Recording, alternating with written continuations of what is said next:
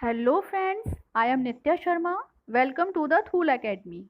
आप हमसे जुड़ सकते हैं फेसबुक के माध्यम से, व्हाट्सएप के माध्यम से और टेलीग्राम के माध्यम से, जिसकी लिंक आप यहाँ देख पा रहे हैं। भारतीय इतिहास में हमने पिछले लेक्चर्स में हड़प्पा सभ्यता से मौर्य काल तक जो भी सामाजिक, राजनीतिक, आर्थिक व्यवस्था रही है उनकी चर्चा की है। मौर्योत्तर काल की अगर बात की जाए तो ये 30 ईसा से 300 ईसा तक माना जाता है। मौर्योत्तर काल की अगर बात करते हैं तो सबसे पहले अगर हम जानें इसके बारे में तो इसमें हम अभी जो मौर्य साम्राज्य रहा है, मौर्य साम्राज्य की बात की थी, उसकी आर्थिक, सामाजिक और राजनीतिक पहलुओं की चर्चा की थी। उसके ही दौरान हम आज चर्चा करेंगे कि कैसे इतने बड़े जो एम्पायर था, मौर्य साम्राज्य था, उसका पतन हुआ। अगर बात की जाए तो जो 3 शताब्दी तक मौर्य काल में जो युद्ध पे युद्ध चलते रहे, उनकी जो रणनीति थी साम्राज्य विस्तार की, वो अशोक के कलिंग युद्ध के बाद ही एक तरह से समाप्त होती चली गई। अशोक के जब अशोक राज्यकाल समाप्त हो गया, अशोक ने जब बौद्ध धर्म ग्रहण कर लिया और एक तरह से संन्यास ले लिया था, उसने युद्ध ना करने की उसने नीति बना ली थी। उसके दौरान ही जब उसके और भी उत्तराधिकारी हुए, उसके समय से ही जो ये पतन था वो शुरू हो गया। जानते हैं हम जो मौर्य साम्राज्य था उसके पतन के क्या कारण रहे। समझने के हिसाब से हम इसको 3 भागों में डिवाइड कर सकते हैं, जो कि राजनीतिक कारण, सामाजिक कारण और आर्थिक कारण हो सकते हैं। राजनीतिक कारण की अगर हम बात करते हैं तो इसमें सबसे पहले अगर हम बात करें तो इसमें दमनकारी शासन था। दमनकारी शासन की अगर बात की जाए तो साम्राज्य के जो पतन का एक कारण था वो प्रांतों में चल रहा दमनकारी शासन था। अब जब हमने अशोक के साम्राज्य की बात की थी, मौर्य साम्राज्य की बात की थी, तो उस समय हमने देखा था कि प्रांतीय शासन व्यवस्था शुरू हो गई थी। प्रांतीय शासन व्यवस्था में जो हर एक प्रांत था वहां पर एक गवर्नर या एक राज्य का जो अधिकारी है उसको नियुक्त किया जाता था। अब अगर ये जो प्रांतीय अधिकारी होते थे, जो प्रांत में शासन करते थे, ये जनता पर अत्याचार करते थे। ये अत्याचार कई तरह से होता था, चाहे वो दंड की नीति हम बोल सकते हैं या हम कर की व्यवस्था बोल सकते हैं। इस तरह से जो जनता पर अत्याचार चल रहे थे उसकी शिकायतें अशोक के पास भी आ रही थी। और जब ये शिकायतें अशोक के पास आई, सम्राट अशोक के पास, तो उन्होंने महाअमात्य जो उनके थे उनको आदेश दे दिया कि बिना कारण के जनता को परेशान न किया जाए। संबंधित अशोक ने एक अभिलेख भी बनाया जिसकी हमने अभिलेखों में चर्चा की थी। ये था तोसली अभिलेख। इस अभिलेख में जब हमने चर्चा की थी अभिलेखों की, तो उसमें हमने बताया था कि जो ये अभिलेख था इसमें अधिकारियों के स्थानांतरण की व्यवस्था की गई है कि हर एक प्रांत में अधिकारियों को ट्रांसफर बोलते हैं, ट्रांसफर का जो सिस्टम था वो इसमें बताया गया है। अयोग्य और निर्बल उत्तराधिकारी। मौर्य साम्राज्य के विघटन के बाद जो प्रमुख कारण रहा है वो अशोक के बाद जितने उत्तराधिकारी आते गए वो उतने योग्य और प्रबल नहीं थे। इसी दौरान विदेशी आक्रमण भी शुरू हो गए थे, लेकिन क्योंकि ये जो मौर्य साम्राज्य था इसमें जो शासक थे, जो अब उसके बाद उत्तराधिकारी बने, वो उतने कैपेबल नहीं थे कि वो इन सब चीजों को फेस कर पाते। तो योग्यता का अभाव था और योग्यता के अभाव के कारण भी जो मौर्य साम्राज्य था वो पतन की ओर बढ़ने लगा था। प्रशासन का अतिशय केंद्रीकरण। मौर्य प्रशासन में सभी महत्वपूर्ण कार्य राजा के प्रत्यक्ष नियंत्रण में होते थे। मतलब जो भी पावर था वो उसका ही एक मेव जो अधिकारी था वो था राजा। राजा ही जो भी डिसीजन होते थे वो लेता था, उसके नियंत्रण में सारे कार्य होते थे। यहाँ तक कि जो वरिष्ठ अधिकारी होते थे उनकी नियुक्ति का सर्वोच्च अधिकार भी राजा के पास था। तो ये जो उत्तराधिकारी थे ये राज्य के प्रति समर्पित न होकर किसके प्रति समर्पित थे, ये राजा के प्रति समर्पित हुआ करते थे। ऐसी स्थिति में जो व्यवस्था थी वो सिर्फ राजा तक ही सीमित थी। बात करें तो प्रशासन में गुप्तचर का भी व्यवस्था थी, गुप्तचर का जाल बिछा हुआ था, जो कि ना सिर्फ राजनीति के हिसाब से बल्कि ये व्यक्तिगत स्वतंत्रता को भी डिस्टर्ब करता था। तो एक तरह से हम बात करते हैं तो जो सामान्य नागरिक था वो भी इन गुप्तचरों की नजर में रहता था, वो इनके नियंत्रण में भी रहता था।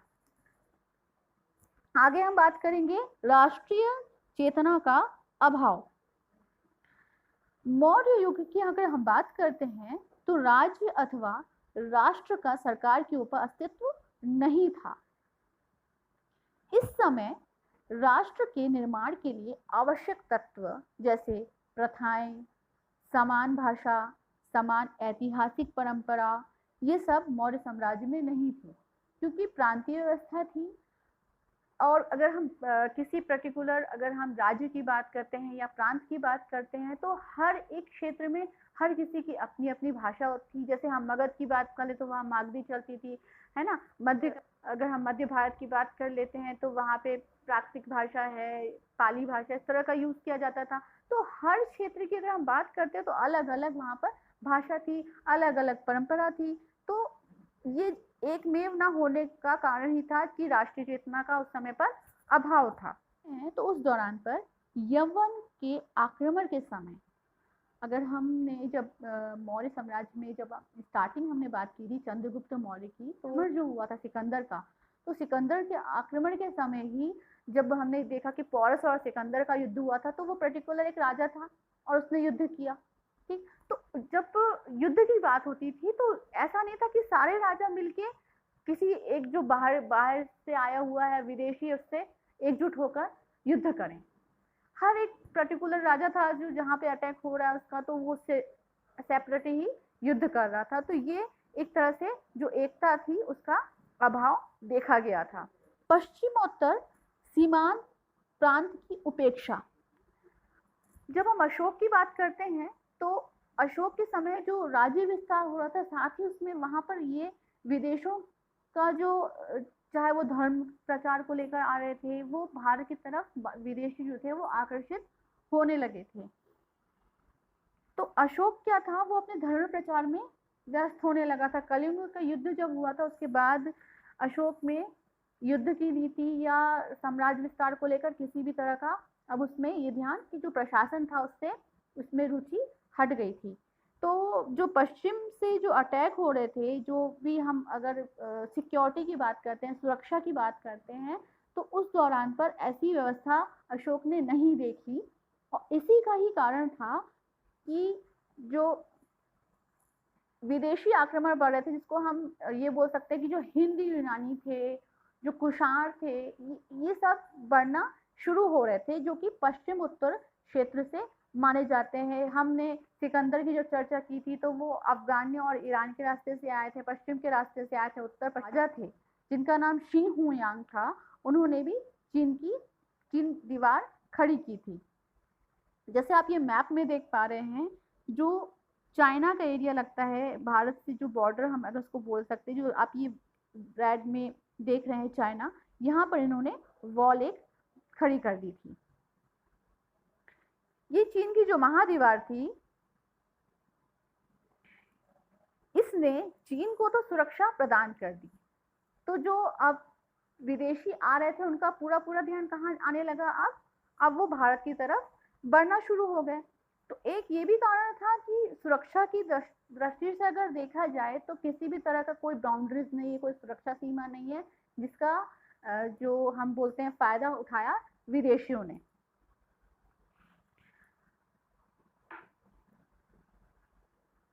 आगे हम चर्चा करेंगे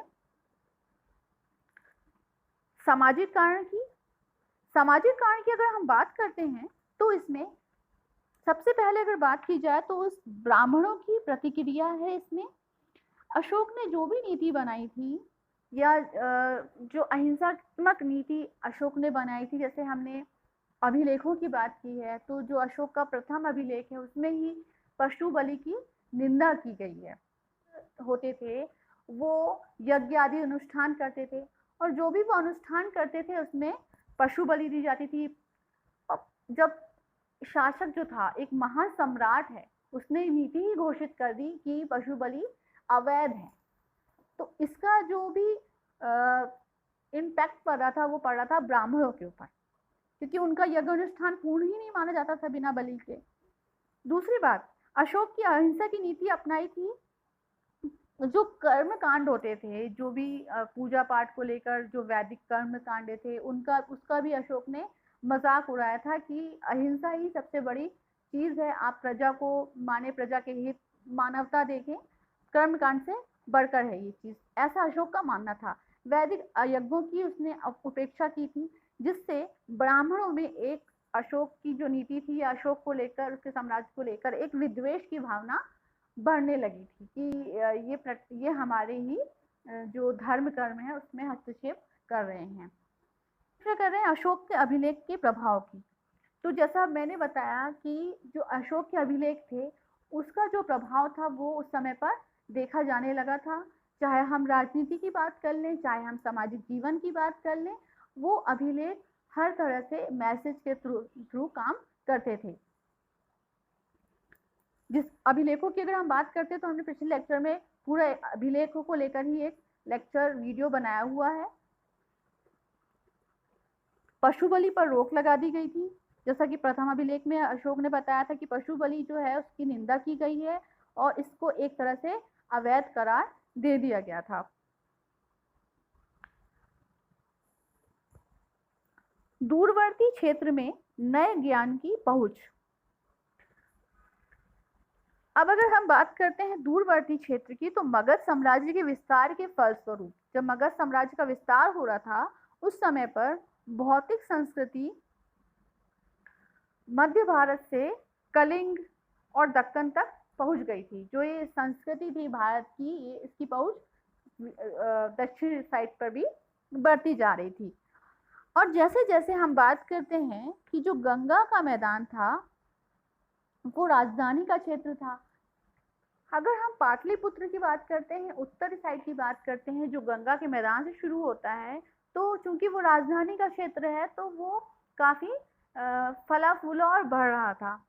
वहीं अगर हम राजधानी के बाहर की बात करते हैं तो वहां पर भी औजारों का प्रयोग शुरू हो गया था। जैसे हमने उज्जैनी की बात की थी मगध के समय की, वहां पर भी जो लोहे के औजार थे वो बनना शुरू हो गए थे, वो एक तरह से केंद्र था। उसी तरह जब हम आगे बात करेंगे सातवाहन के समय में, तो आंध्र जो प्रदेश है, करीमनगर है, वो भी इस तरह से औजारों में बढ़ रहा था। ये हम जब सातवाहन की चर्चा करेंगे उसमें हम डिस्कस करेंगे। तो इससे क्या हो रहा था, जो प्रांत क्षेत्र है, प्रांत क्षेत्र अपने आप को मजबूत करते जा रहे थे। ठीक है, मगध की जो भौतिक संस्कृति थी वो भी अपने अपने जो क्षेत्र था, अपने अपने जो राज्य था, उससे प्रभावित होती जा रही थी। और अगर देखा जाए तो हर डिफरेंट डिफरेंट प्रांत में, हर डिफरेंट डिफरेंट जो राज्य था वहां पर अपनी अपनी संस्कृति थी। नए नए ज्ञान का भी उन लोग को आइडिया मिलते जा रहा था। अगर हम लोहे विस्तार की जो समय बात कर रहे हैं, तो लोहे के रथ, तरह तरह के औजार सब बनने स्टार्ट भी हो रहे थे। तो इस तरह से नए नए ज्ञान भी वहां पर पहुंच रहे थे। चाहे हम उसको ज्ञान की बात कर लें, चाहे हम उसको अपने सुरक्षा क्षेत्र की बात कर लें, इस तरह से वहां पर हमने अशोक के जो मौर्य साम्राज्य में ये देखा है। और इसी का जो फायदा था ये अलग अलग प्रांत में जो राजा थे वो उठा रहे थे, जिससे मौर्य साम्राज्य के जो उत्तराधिकारी थे वो तो पहले से ही उतने योग्य थे नहीं, जिसका प्रभाव मौर्य साम्राज्य के पतन पे पड़ रहा था। आगे हम चर्चा करेंगे आर्थिक एवं सांस्कृतिक असमानता की। तो जो मौर्य काल की हम बात करते हैं, तो मौर्य काल में आर्थिक तथा सांस्कृतिक स्तर पर असमानताएं देखी गई हैं। गंगा घाटी की अगर हम बात करते हैं तो गंगा घाटी का जो क्षेत्र था वो समृद्ध था, जबकि उत्तर दक्षिण के प्रदेश आर्थिक स्थिति से उतने विकसित नहीं थे। गंगा क्षेत्र इसलिए भी विकसित था क्योंकि वो राजधानी का क्षेत्र पड़ जाता था। दूसरी बात आती है कि उत्तर व दक्षिण का जो क्षेत्र था उसकी जो अर्थव्यवस्था थी वो स्थिर नहीं थी। नेक्स्ट अगर बात करें तो इसमें अलग अलग क्षेत्रों में अलग अलग संस्कृति थी, अलग अलग भाषा का प्रयोग किया जाता था, जिससे लोगों में एकता का अभाव था।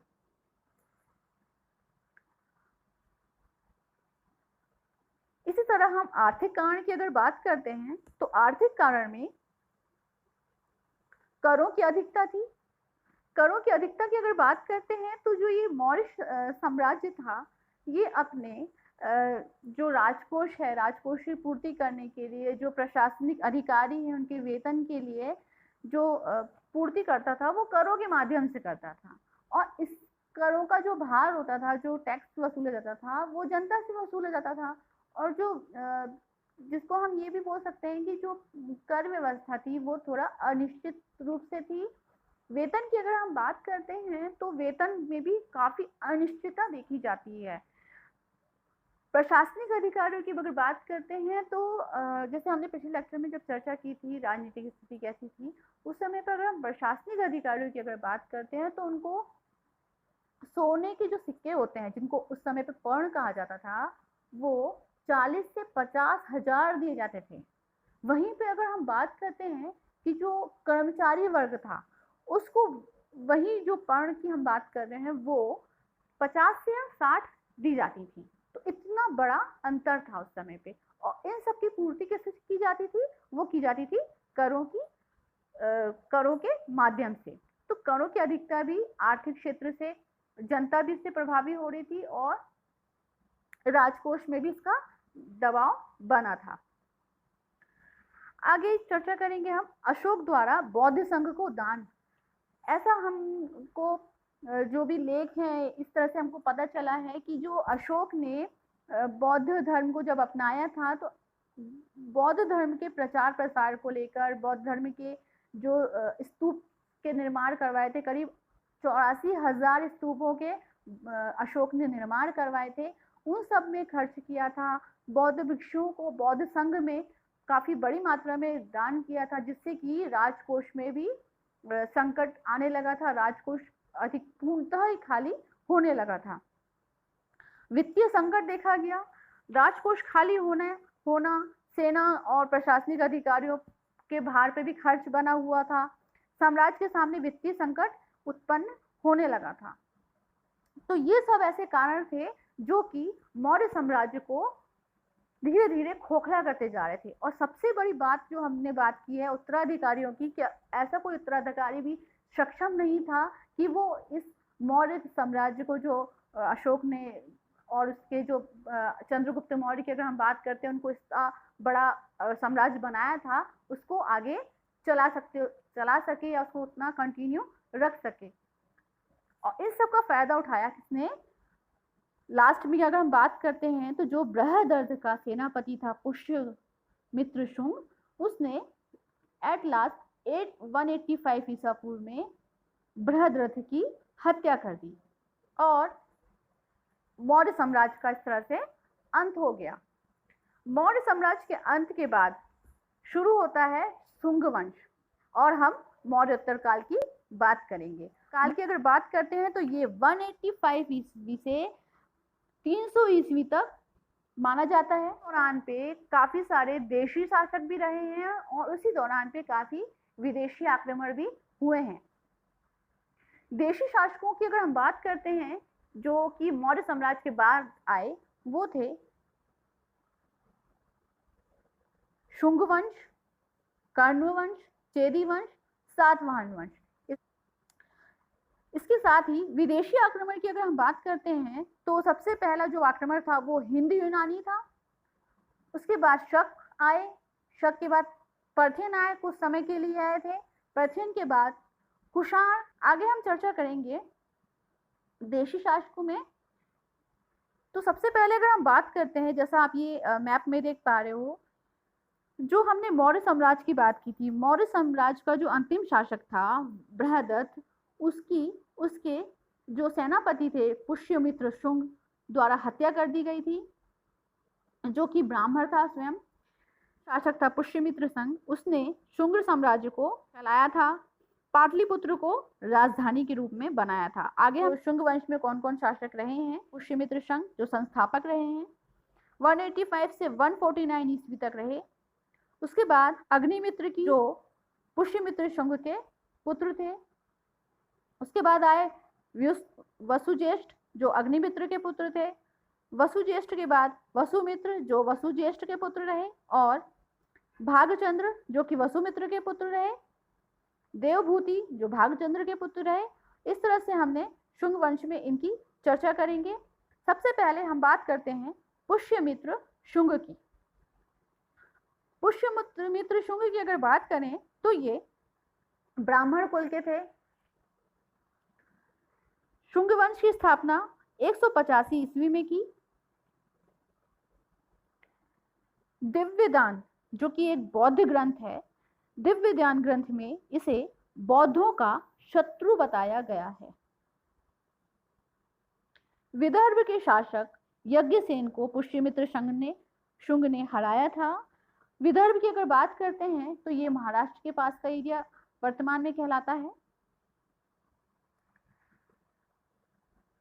भरहुत स्तूप का निर्माण पुष्यमित्र शुंग ने कराया था, सतना में लोकेटेड है। इसमें पुष्यमित्र शुंग के बारे में बताया गया है। जब हम अभिलेखों की बात करेंगे तब हम इन सब स्तूपों की विस्तार से चर्चा करेंगे। अग्निमित्र की, अग्निमित्र ये पुष्यमित्र शुंग का उत्तराधिकारी था, पुत्र था और उत्तराधिकारी था। कालिदास इसी के शासनकाल में था। कालिदास के मालविका अग्निमित्र नायक था।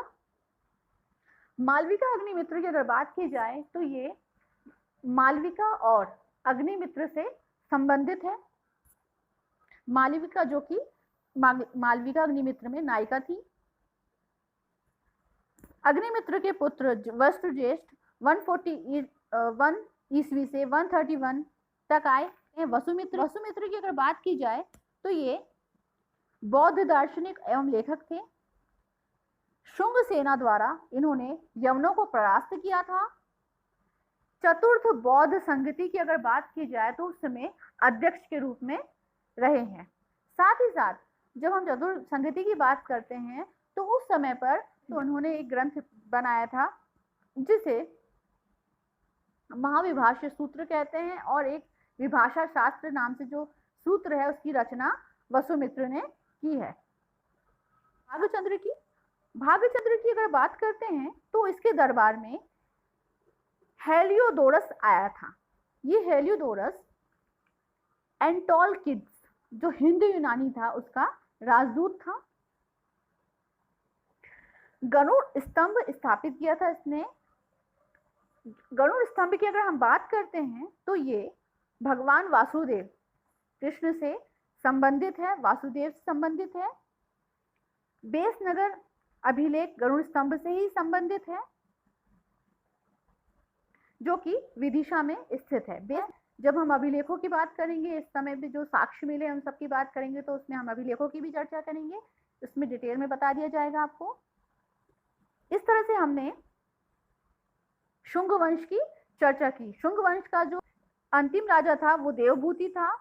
देवभूति के जो मंत्री थे वसुदेव, उन्होंने देवभूति की हत्या कर दी और कण्व वंश की स्थापना की।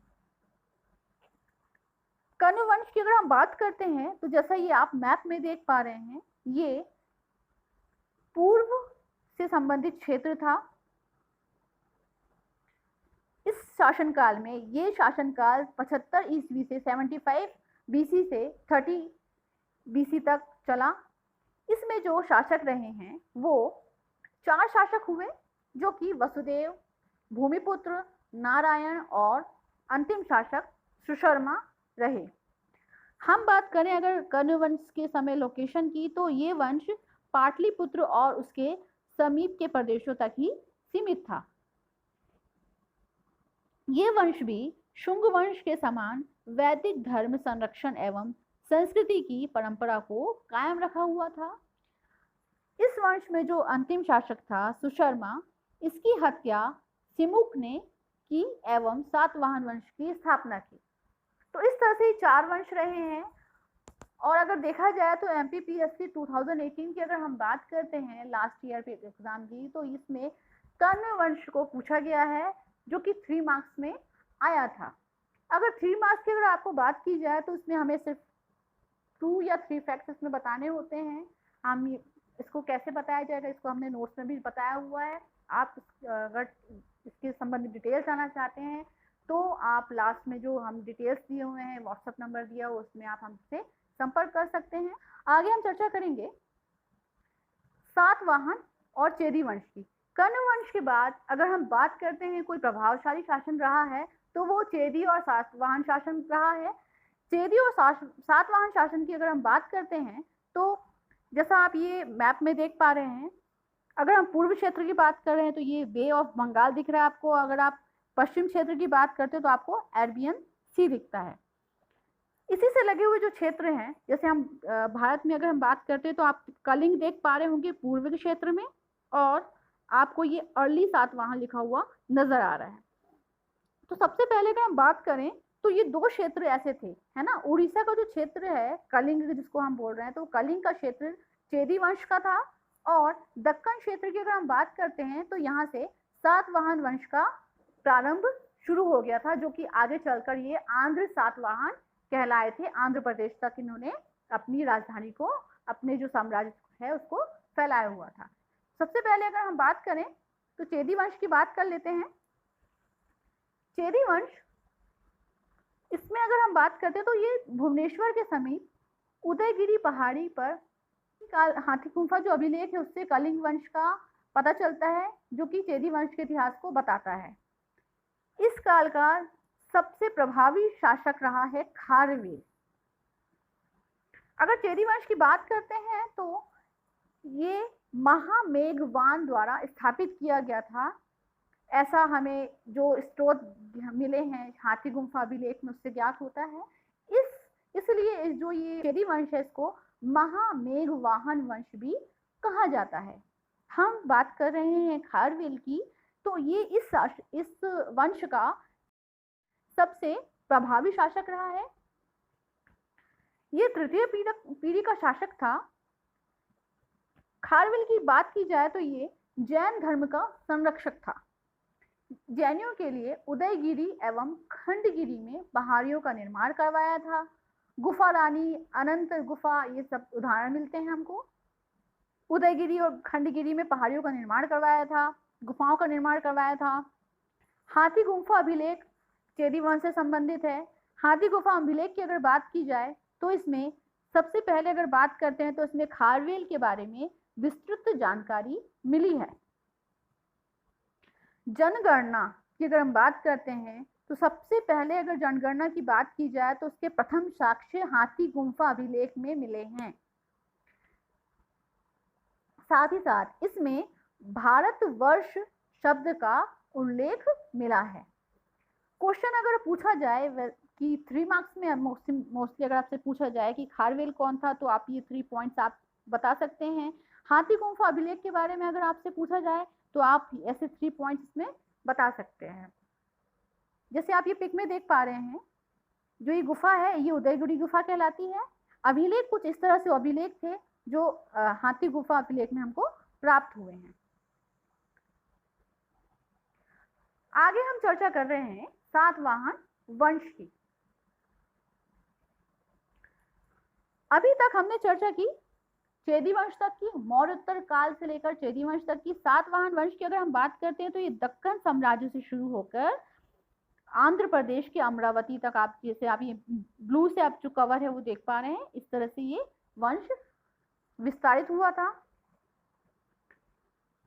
सातवाहन वंश की अगर हम बात करते हैं तो ये 30 ईसा पूर्व से 220 ईसा पूर्व तक चला था। करीब करीब अगर हम बात करते हैं तो ये 150 से भी अधिक वर्ष तक भारत में शासन किए थे। इसमें जो शासक रहे हैं वो सिमुक, कृष्ण, सातकर्णी, हॉल, गौतमपुत्र सातकर्णी, विशिष्ट पुलगामी और यज्ञश्री सातकर्णी रहे हैं। इस सब की चर्चा हम आने वाले नेक्स्ट लेक्चर में करेंगे, जिसमें हम सातवाहन वंश के जो ये जितने हमने बताया है आपको, इन सब राजा जो सिमुख से लेकर यज्ञश्री सातकर्णी तक इनका कार्यकाल क्या रहा, इस समय इन्होंने क्या क्या परिवर्तन किए राजकीय में, क्यों इनको इनके नाम को जाना जाता है। जैसे हम बात करें गौतम पुत्र सातकर्णी, ये प्रीवियस एग्जाम में भी पूछे गए हैं, इन सब की हम चर्चा करेंगे। सातवाहन वंश रहा है उनके राजनीतिक, सामाजिक और आर्थिक जीवन कैसा रहा, क्या व्यवस्थाएं रही, उन सब की हम चर्चा करेंगे। तो ये रहा हमारा आज का लेक्चर। आई होप कि आपको ये जो हमने डिस्कस किया है मौर्योत्तर काल, जो जहाँ पर हमने मौर्य साम्राज्य के पतन की चर्चा की, उसके बाद कैसे वहाँ पे शुंग शासन आया, कण्व वंश आया, उसके बाद किस तरह से चेदी वंश आया, इस सब की हमने चर्चा की। इस संबंधित वीडियो में आपको कहीं कोई डाउट है, कहीं कोई क्वेरी है, तो आप हमें दिए गए व्हाट्सएप नंबर, दिए गए फेसबुक और इस कमेंट में आप हमें मैसेज कर सकते हैं। आपको संबंधित कोई नोट्स जानकारी चाहिए, डिटेल्स में जानकारी चाहिए, तो आप हमें व्हाट्सएप भी कर सकते हैं। इस वीडियो को देखने के लिए आपका बहुत बहुत धन्यवाद। आपको आगामी परीक्षाओं की बहुत बहुत शुभकामनाएं। अपना ख्याल रखें, अपनों का ख्याल रखें। मिलते हैं हम नेक्स्ट लेक्चर में। जय हिंद, जय भारत।